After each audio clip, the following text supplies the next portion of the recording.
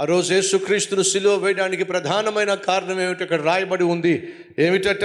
ప్రధాన యాజకులు 9వ వచనం, అసూయ చేత యేసును అప్పగించిరని పిలాతు తెలుసుకొని, నేను యూదుల రాజును మీకు విడుదల చేయగోరుచున్నారా అని అడిగాను. అతడు బరబ్బను తమకు విడుదల చేయవలనని జనులు అడుగునట్లు ప్రధాన యాజకులు వారిని ప్రేరేపించిరి. అందుకు పిలాతు, అలాగైతే యూదుల రాజు అయిన మీరు చెప్పువాని నేనేమి చేయుదునని మరలా వారిని అడిగాను. ఏం చేయమంటారు యేసును? ఆనాడు పిలాతు అంటున్నాడు, ఏం చేయమంటారు యేసును? యేసును ఏం చేయాలి? ప్రియ సహోదరి సహోదరులు, 2000 సంవత్సరాల క్రితము పిలాతు అనేటటువంటి ఒక అధికారి తన ఎదుట యేసుక్రీస్తు ఉన్నప్పుడు తన చుట్టూ ఉన్న వారిని అడుగుతున్నాడు, ఈ యేసును ఏం చేయాలి? అదే ప్రశ్న ఈరోజు ఈ సేవకుడు అంటున్నాడు. మన ఎదుట యేసు ఉన్నాడు, ఆ యేసును ఏం చేద్దాం?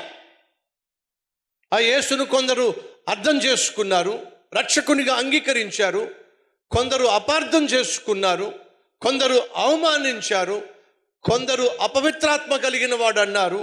ఇలా ఒక్కొక్కరు ఒక్కొక్క విధంగా యేసుక్రీస్తు గురించి అనుకున్నారు. ఈరోజు అడుగుతున్నా, ఆ యేసును మనమేం చేద్దాం? యేసుక్రీస్తు శిలువలో వేలాడుతున్నప్పుడు ఎడం వైపున ఒక దొంగ, కుడి వైపున మరొక దొంగ, చుట్టూ సైనికులు ఏమన్నారు? దైవ కుమారుడా, నువ్వు దేవుని కుమారుడు అయితే నిన్ను రక్షించుకో, దిగిరా అని చెప్పి హేళన చేశారు. హేళన చేసేవాళ్ళు హేళన చేశారు, అన్యాయపు తీర్పునిచ్చేవాళ్ళు అన్యాయపు తీర్పునిచ్చారు, అబండాలు వేసేవాళ్ళు అబండాలు వేశారు, అన్యాయంగా కొట్టేవాళ్ళు అన్యాయంగా కొట్టారు, ముఖం మీద ఉమ్మి వేసేవాళ్ళు ఉమ్మి వేశారు. యెరూషలేము వీధుల్లో సిలువ మోయించారు, 3 మేకుల మీద వేలాడదీశారు. ఎవరు ఏం చేయాలనుకున్నారో యేసును అలా చేసేశారు. ఇప్పుడు అడుగుతున్నా, ఆ యేసుని మనం ఏం చేద్దాం? ఈ గుడ్ ఫ్రైడే సందర్భంగా, ఈ శుభ శుక్రవారం సందర్భంగా నీ కోసం, నా కోసం, మన కోసం పరలోకాన్ని విడిచిపెట్టి నిన్ను ప్రాణంగా ప్రేమించిన పుణ్యానికి నీ కోసం ఈ లోకానికి వచ్చి నీ స్థానంలో మరణించిన ఆ యేసును ఏం చేద్దాం? ఒక దొంగ అంటున్నాడు, నువ్వు రక్షించుకో, మమ్మల్ని రక్షించు. యేసుక్రీస్తు ఈ లోకానికి వచ్చిన ప్రధాన కారణం తనను తాను రక్షించుకోవడానికి కాదు. ఆయన నశించిపోతే కదండి రక్షించుకోవడానికి. ఆయన దేవదేవుడు, పరిశుద్ధుడు, సర్వశక్తి కలిగిన వాడు, సర్వాన్ని సృష్టించిన వాడు. మరి ఆయన ఈ భూమి మీదకి వచ్చిన కారణం తెలుసా?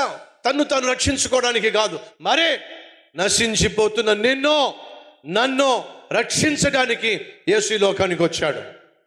సాధారణంగా మన గృహాల్లో యేసుక్రీస్తు యొక్క పటం ఉంటే, యేసుక్రీస్తు యొక్క పిక్చర్ ఉంటే, కొన్ని గృహాల్లో యేసు శిలువ మీద వేలాడుతున్నటువంటి ఒక చిత్రాన్ని వాళ్ళు ఫోటో పెట్టుకుంటారు. అది చూసినప్పుడు ఎవరైనా ఇంటికి వస్తే, ఓహో వీళ్ళు యేసుక్రీస్తు నమ్ముకున్నారు అనుకుంటారు. కొంతమంది అమాయకులు ఏమంటారంటే, యేసుక్రీస్తు చూశారా ఎప్పుడైనా? శిలువ మీద వేలాడుతూ ఉంటాడు, తనను తానే రక్షించుకోలేని యేసు ఇక లోకాన్ని రక్షిస్తాడట అని చెప్పి అమాయకంగా ఉంటూ ఉంటారు. దయచేసి గమనించండి, యేసుక్రీస్తు ఈ లోకానికి వచ్చింది తన్ను తాను రక్షించుకోవడానికి కాదు, నశించిపోతున్న మనిషిని, మానవాళిని రక్షించటానికి యేసుక్రీస్తు ఈ లోకానికి వచ్చాడు. కాబట్టే మనిషికి రావాల్సిన శిక్ష చెప్పాగా, చేతులతో తప్పు చేసాం, కాళ్ళతో అడ్డమైన తిరుగుళ్ళు తిరిగాం, తలంపులతో పాపిష్టి తలంపులు తలంచాం, శరీరంతో నీచమైన కార్యాలు చేశాం. మన శరీరానికి శిక్ష రావాలి, అది మనం భరించలేమని చెప్పి యేసుక్రీస్తే తన మీద మన శిక్ష వేసుకుని సిలువలో మరణించాడు. ఎందుకంటే నన్ను రక్షించడానికే. ఈ వాస్తవాన్ని, సత్యాన్ని అర్థం చేసుకోవడానికి బదులుగా అపార్థం చేసుకొని ఒక దొంగ అంటాడు, నువ్వు రక్షించుకో, మమ్మల్ని రక్షించు. అర్థం పర్థం లేనటువంటి ఆలోచన. మరోవైపున దొంగ, రే నువ్వు నేను నీచమైన పనులు చేశాం, అడ్డమైన పనులు చేశాం, దొరికిపోయావు, సిలువ మీద వేలాడుతున్నావు, మనకు ఈ శిక్ష తగునో.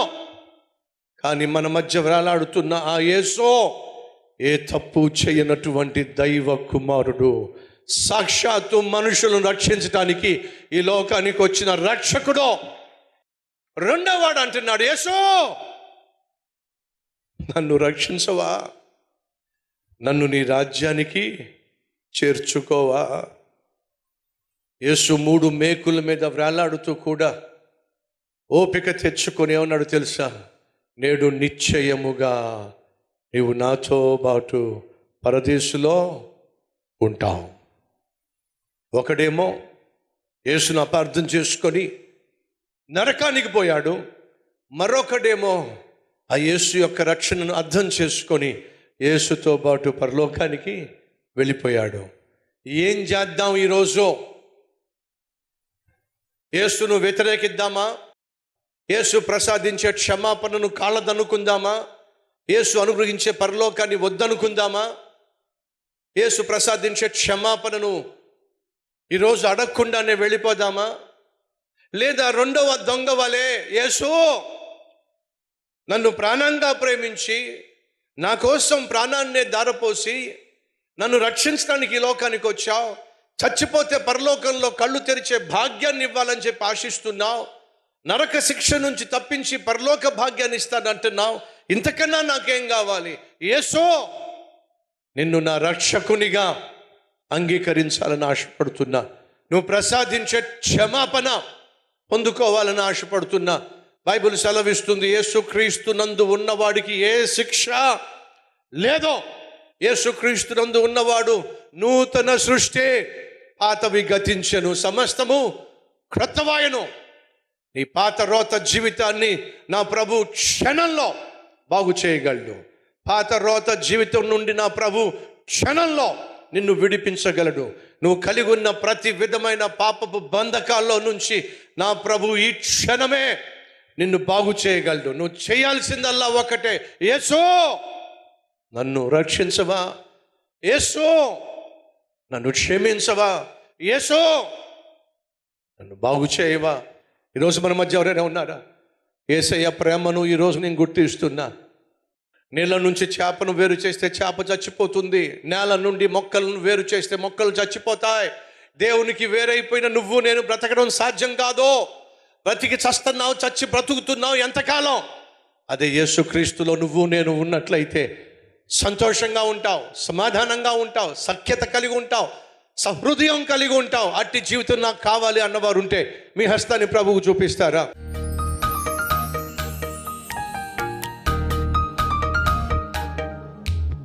మహాపరిశుద్ధుడు అయిన ప్రేమ కలిగిన అయ్యా, మా కోసం 2000 సంవత్సరాల క్రితము భూమి మీదకి వచ్చావు. మేము చేసిన పాపిష్టి పనుల వల్ల మాకు రావాల్సిన నరక శిక్ష నుంచి తప్పించడానికి మా స్థానంలో నువ్వు మరణించావు.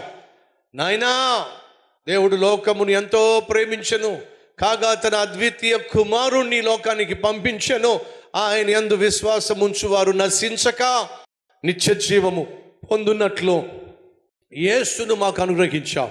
ఈరోజు ఎందరైతే నాయన యేసయ్యా నన్ను క్షమించు, నన్ను రక్షించు, ప్రతి పాపము నుండి ఈ క్షణమే నన్ను విడిపించు, ప్రతి పాపపు కట్టులో తెంచేయి నాయనా, నూతన హృదయము నాకు దయచేయి. ఇది మొదలుకొని నీ బిడ్డగా నేను జీవిస్తానని మాటిస్తూ యేసయ్య పేరట అడుగుతున్నాము తండ్రి. ఆమేన్.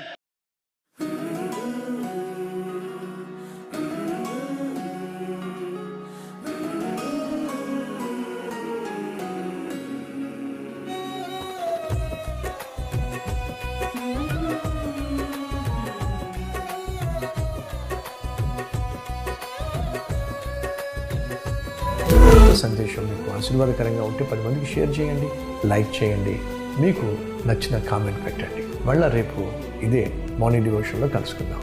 షలోమ్.